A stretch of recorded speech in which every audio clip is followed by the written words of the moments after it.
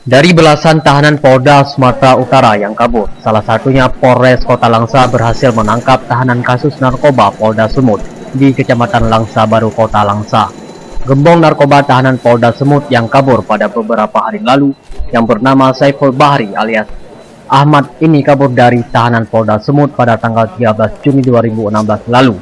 Sebelumnya juga pada tahun 2008 tersangka ini pernah menjadi tahanan Polres Kota Langsa dan berhasil melarikan diri.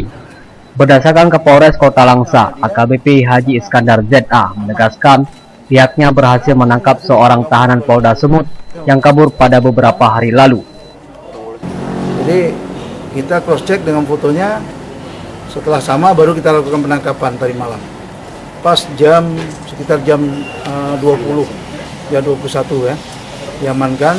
Kemudian kita komunikasi dengan pejabat dari Poldasu, salah satunya di Intel maupun di Narkoba, bahwa kita telah mengamankan tersangka tersebut. IA ditangkap di kediamannya Langsa Baru. Sebelum polisi menangkap, terlebih dahulu tersangka melakukan KDRT terhadap istrinya sendiri, sehingga warga yang melihat langsung melaporkan ke pihak kepolisian. Pada malam hari polisi berhasil menangkap tahanan tersebut. Kini tahanan langsung diserahkan ke Polda Sumatera Utara untuk diproses lebih lanjut. Dari Kota Langsa, Said Maulana, Pelita On TV melaporkan.